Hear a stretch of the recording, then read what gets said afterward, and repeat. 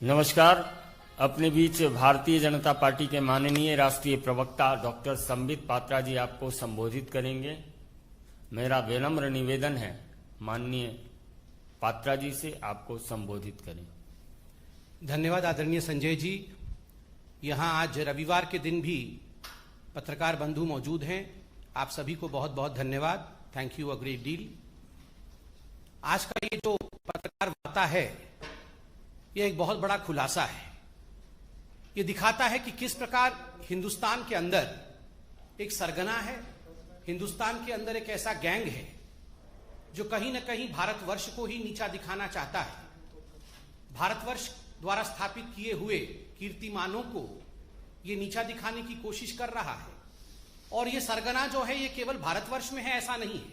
It is an international conspiracy, एक अंतर्राष्ट्रीय साजिश है।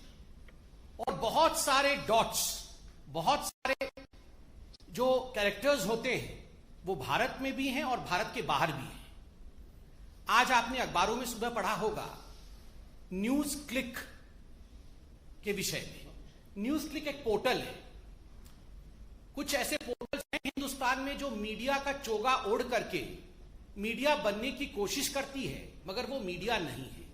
तो न्यूज क्लिक भी ठीक उसी प्रकार का एक पोर्टल है जो मीडिया हाउस नहीं है मगर कहीं ना कहीं अपने आप को मीडिया के रूप में दिखाने का प्रयत्न करती है, भरसक प्रयास करती है। और आपने इस खबर में पढ़ा होगा किस प्रकार से करोड़ों रुपए, मैं उसका तथ्य आगे रखूंगा, भूमिका में पहले पूरे विषय को संजोता हूं फिर तथ्य रखूंगा।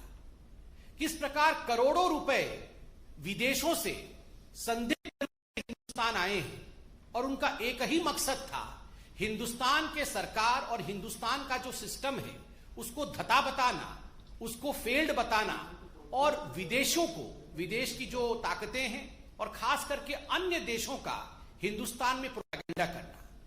We have seen in this most important news article today as to how money trail in fact was there from foreign nations, as to how dubious characters were involved, and the only agenda of these so-called portals, and in this particular one, the portal called NewsClick, the only agenda is propaganda of a foreign nation and demeaning India's name. ये इस प्रकार का एक साजिश भारतवर्ष में चल रहा है। बंधुगण, आप सबने देखा होगा कुछ लोग अपने आप को एक्टिविस्ट कहते हैं, कई लोग इनको अर्बन नक्सल भी कहते हैं, माओइस्ट भी कहते हैं। ये लोग अपने आप को एक्टिविस्ट कहते हैं। ये एक्टिविस्ट और ये जो पोर्टल वाले हैं जो मीडिया का चादर ओढ़ करके अपने आप को मीडिया के रूप में प्रोजेक्ट करते हैं, कुछ विदेशी ताकतें, उसके साथ साथ भारतवर्ष के मेन स्ट्रीम राजनेता भी कुछ ऐसे हैं जिनका एक बिल्कुल सरगना बना हुआ है, एक ग्रुप बना हुआ है और बहुत ही प्लान तरीके से, बहुत ही सामंजस्य के साथ ये काम करते हैं। और इनका मकसद होता है भारतवर्ष में अनरेस्ट फैलाना, भारतवर्ष में अराजकता फैलाना, भारतवर्ष में कंफ्यूजन अर्थात भ्रम की स्थिति को उत्पन्न करना। This is part of an international tool kit. हमने टूल किट के विषय में आपको अवगत कराया था। टूल किट का जो है पूरा का पूरा पर्चा आपके सामने रखा था। बंधुगण, आज ये जो न्यूज क्लिक के बारे में अखबारों में छपा है, जो तथ्य सामने आया है, एक बात स्पष्ट होता है कि टूल किट केवल हिंदुस्तान में कुछ राजनीतिक दल चला रहे हैं ऐसा नहीं है। हिंदुस्तान के बाहर भी एक बहुत बड़ा ऐसा परियोजना है, एक प्रयोजन है, एक प्लान है, एक कॉन्स्पिरेसी है जो इस टूल किट का हिस्सा है। तो it would not be wrong two point out that apart from a domestic tool kit there is an existence of an international conspiracy in form of an international toolkit. आप सब ने देखा होगा कि जब भी हिंदुस्तान में कुछ अच्छा होता है, हमारी वैक्सीन नीति आप देख लीजिए, पूरे विश्व में हमारे वैक्सीन नीति को लेकर सराहना की गई, वैक्सीन मैत्री को लेकर सराहना की गई। किस प्रकार से हमने अपने देश में, इतने बड़े देश में 130 करोड़ जनता को हम वैक्सीनेट कर रहे हैं, उसमें भी किस प्रकार से हमारे देश को बदनाम किया जाए, हमारी वैक्सीन नीति को बदनाम की जाए, यह कुचेष्टा कुछ लोगों ने, कुछ संगठनों ने, कुछ संस्थाओं ने किया है और कुछ पोर्टल्स ने भी किया है। आज समझ में आता है ये किस प्रकार से हो रहा था, फॉरेन फंडिंग के माध्यम से हो रहा था। सेंट्रल विस्ता, ये उदाहरण मैं आपको दे रहा हूं बंधुगण कि किस प्रकार एक सोची समझी साजिश चल रही है सेंट्रल विस्टा, जिसको लेकर सुप्रीम कोर्ट, हाई कोर्ट, हमारे माननीय कोर्ट ने कहा कि हमें किसी प्रकार की आपत्ति नहीं है, ये बहुत अच्छे प्रोजेक्ट्स हैं, इनको आगे बढ़ने चाहिए। मगर उसके बावजूद जिस प्रकार से कुछ लोगों ने जिद पकड़ करके in a stubborn manner they went ahead with their agenda of demeaning the central vista project, friends, today we realize it was only because of the fact that foreign funding and foreign conspiracy was playing. Farmer agitation, बंधुगण, प्रधानमंत्री नरेंद्र मोदी और हमारी सरकार farmers को अन्नदाता मानती है और अन्नदाताओं के साथ किसी प्रकार का अन्याय ना हो, इसलिए हम आगे बढ़ते हैं। किंतु इस पवित्र रिश्ते को किस प्रकार से इसमें दरार डाला जाए, इसमें भी साजिश की गई। और आज ये जो न्यूज क्लिक वाला इशू हुआ है, जिसके विषय में अभी मैं संक्षेप में बताऊंगा, ये बात स्पष्ट होता है कि बहुत बड़ी बड़ी ताकतें हिंदुस्तान को कमजोर करने के लिए लगी हुई हैं। यहां कंफ्यूजन, भ्रम और अनरेस्ट अर्थात अराजकता कैसे फैले, इसकी कोशिश हो रही है। जब से प्रधानमंत्री नरेंद्र मोदी हिंदुस्तान के प्रधानमंत्री बने, कहीं ना कहीं हिंदुस्तान में तो ऐसा नेता हैं ही जिनके आंखों में वो खटक रहे हैं, विदेशी ताकतें भी ऐसी हैं जिनकी आंखों में वो खटक रहे हैं। तो एक बहुत बड़े रूप में किस प्रकार से भारतवर्ष के नाम को नीचा किया जाए, किस प्रकार से प्रधानमंत्री नरेंद्र मोदी जी की चेष्टाओं को, जो वो सुचेष्टा कर रहे हैं भारतवर्ष को आगे बढ़ाने के लिए, उसको कैसे कम करके दिखाया जाए, यह सब कोशिश की जा रही है। किंतु मैं आप कह सकता हूं कि जनता जनार्दन है, वो मोदी जी पर विश्वास करती है।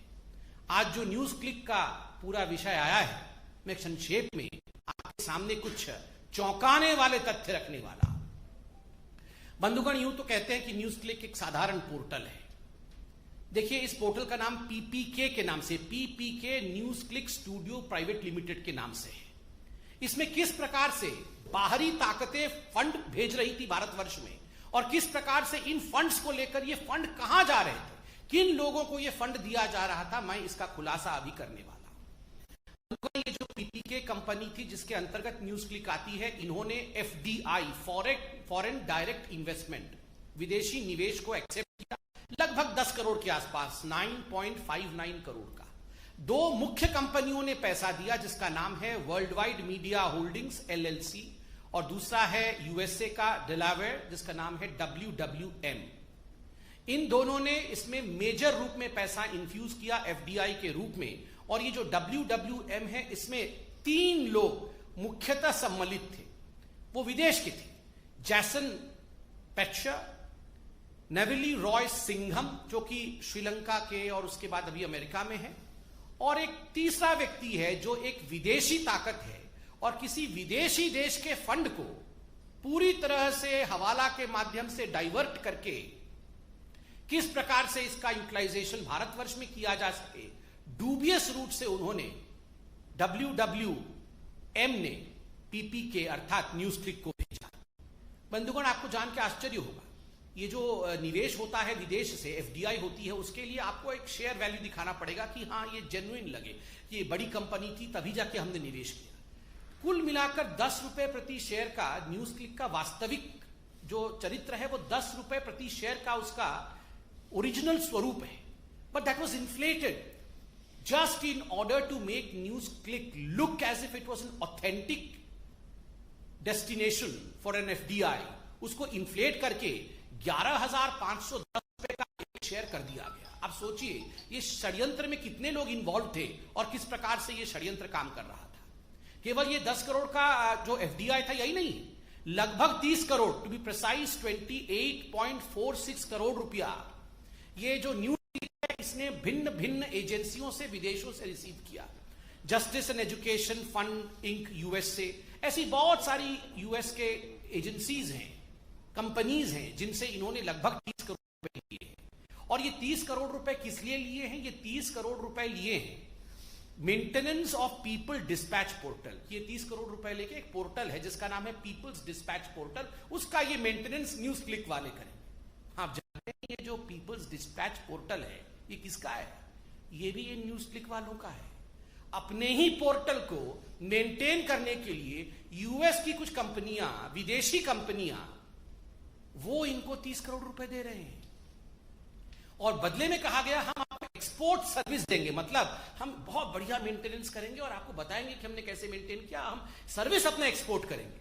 मगर जब इनके प्रमोटर्स से पूछा गया कि आपने क्या सर्विस एक्सपोर्ट किया, तो उनके पास कोई जवाब नहीं है। अर्थात ये विदेशी ताकतें जो हैं, ये पैसा किन्हीं और कारणों से भेज रही हैं। ये न्यूज पोर्टल के मेंटेनेंस का तो केवल बहाना है, कारण कुछ और है। अब मैं कारण बताता हूं किन किन लोगों को इस न्यूज पोर्टल के माध्यम से पैसा गया। ये करोड़ों रुपए बाहर से आए, 30-40 करोड़ तो मैंने अभी हिसाब दिया है, न जाने और कितना आया होगा। अब ये पैसा गया कहां? मैंने आपको कहा था कि हिंदुस्तान के अंदर ऐसे कुछ राजनेता हैं, ऐसे कुछ एक्टिविस्ट हैं जो चाहते हैं कि हिंदुस्तान में एक माहौल भ्रम का और अनरेस्ट का बने। आपको याद होगा गौतम नौलखा, क्योंकि एल्गार परिषद के जो माओइस्ट लिंक थे वो अरेस्ट हुए थे। गौतम नौलखा, कई लोगों ने उन्हें अर्बन नक्सल भी कहा, और गौतम नौलखा जिन्होंने भीमा कोरेगांव केस में हिंदुस्तान में अनरेस्ट फैलाने की कोशिश की थी, उनको इसमें से लगभग 21 लाख रुपए मिले। ये तो एक रिकॉर्ड हमारे पास आज अखबारों में भी छपा है। न जाने कितने सोर्सेस से ऐसे कितने रुपए इस प्रकार के एक्टिविस्ट्स को मिलते होंगे। यह चौंकाने वाला है, 21 लाख रुपए गौतम नौलखा को मिले।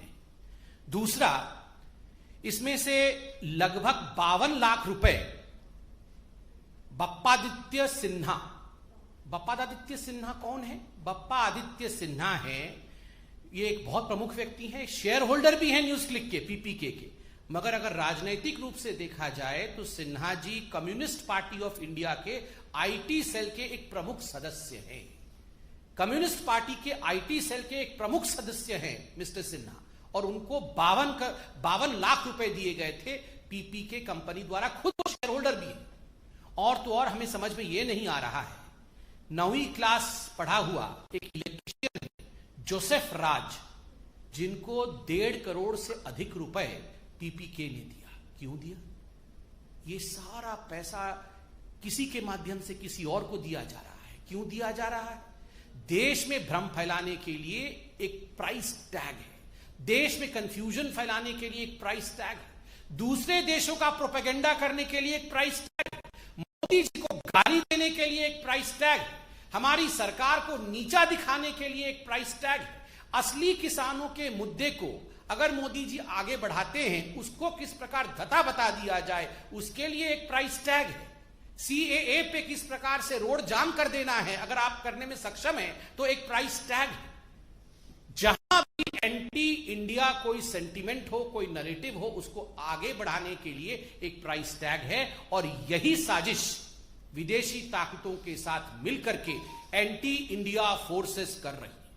आज बीजेपी सिर्फ अंत में इतना ही कहना चाहती है कि जीतेगा तो भारत है, भले कितनी ये देश विद्रोही शक्तियां, देशद्रोही शक्तियां, एंटी इंडिया फोर्सेस चाहे कितना भी काम कर ले, कितनी भी षड्यंत्र कर ले, कितने भी विदेशी देशों से पैसा ले ले, मगर जीतेगा भारत ही, क्योंकि भारत की जनता बुद्धिमान है।